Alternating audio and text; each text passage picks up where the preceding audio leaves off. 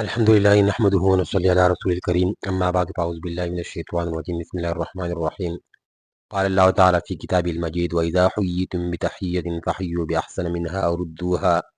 إن الله كان على كل شيء حسيبا صدق الله العظيم زما د ویورس کتونکو ناظرینو السلام علیکم ورحمة الله وبرکاتہ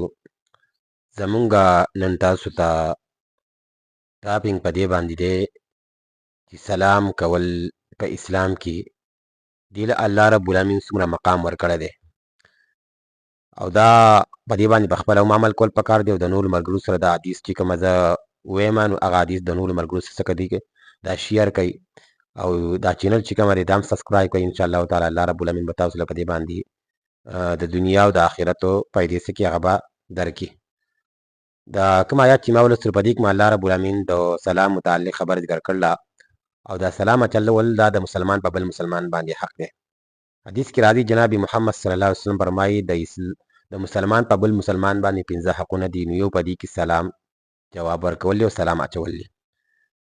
یو حدیث کې دا راځي جناب محمد صلی الله علیه وسلم فرمایي چې ای خلکو تاسو ایماندار نشئ جوړېدلی ایمان والا نشئ کېدلی ایمان څه ته ویلی شي ایمان خو تاسو پیژنئ ایمان په الله تعالی باندې په ملایکو باندې په کتابونو باندې په رسولانو باندې په تقدیر د خیر باندې د شر باندې په دې به باس بعد الموت د قبر په عذاب باندې په دې باندې ایمان لرل پکار دي وایي تاسو ایمان نشئ لرلی تر دې پورې چې تاسو څه وکئ چې مینه محبت وکئ مطلب دا چې مینه محبت وکئ نو تاسو به اله دغه رنګ بیا به څه کوئ په تاسو به ایمان راشي د څه د وجې نه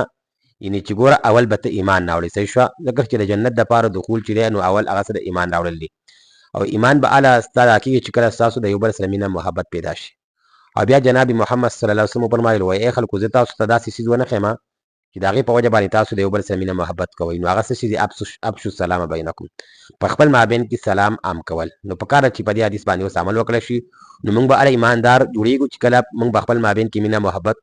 الفت پیدا کړو نفرتونه ختم کړو او چې کله او دغه محبت به په څه باندې راځي دا په سلام عام کولو باندې او بیا جناب محمد صلی الله علیه وسلم فرمایي وایي تدخل جنته تاسو بیا چېرته داخل شئ جنت ته ګوره اول ایمان راوړل ایمان د څه په وجه باندې کېږي چې کله مینه محبت سوا شي په خپل مابین کې او بیا د هغې نه وروسته دغه رنګ مینه محبت په څه باندې په سلام اچولو باندې او چې کله دا درې واړه کارونه وکړی شي نو بیا جناب محمد صلی الله علیه وسلم فرمایي چې تاسو به چېرته داخل شئ جنت ته به داخل شئ یو حدیث کې دا راځي جناب محمد صلی الله علیه وسلم فرمایي و ای خلکو تاسو طعام ورکئ چاله مسکین لا غریب دی یتیم دی په هغه باندې خوراک وکئ په هغه باندې صدقه وکئ میلمه راغلی دی د هغه عزت او احترام وکئ هغه له خوراک ورکئ او بیا جناب محمد صلی الله علیه وسلم وفرمایل دویمه جمله دا خبره وکړه وایي واتقوا السلام وایي تاسو سلام ولولئ په هغه چا باندې چې ته یې پېژنې او که نه یې پېژنې یو سړی داسې دی چې هغه ته پېژنې نو په هغه باندې سلام هم وکړه یو سړی داسې دی چې هغه ته نه پېژنې نو په هغه باندې سلام هم وکړه ځکه چې دا سلام اچول دا مو د مسلمان په مسلمان باندې حق دی خو دا خبره ګوره یاد ولرئ چې ګوره که کومه زنانه را روانې وي مخکې نو په هغې باندې سلام په اسلام کې اچول دا سره دا ممنوع دی او دا منع دی د دغې عمل نه ځان وساتئ او نور چې کوم نارینه دي په هغو باندې سلام اچول پکار دي جناب محمد صلی الله علیه وسلم په ماشومانو باندې څه کولو سلام اچولو نو پکار چې موږ په ماشومانو باندې څه وکړو سلام واچوو داسې نه چې دا ماشومان دي او زه به اوس په دې باندې سلام اچوم او په ښځه باندې په کور کې په دې باندې سلام اچول سري دا پکار دي دا یو قسم له موږ د غیرت دغه کوي خو لیکن دا بې ځای غیرت دی نو پکار چې دا حدیث په خپله هم په دې باندې عمل وکړو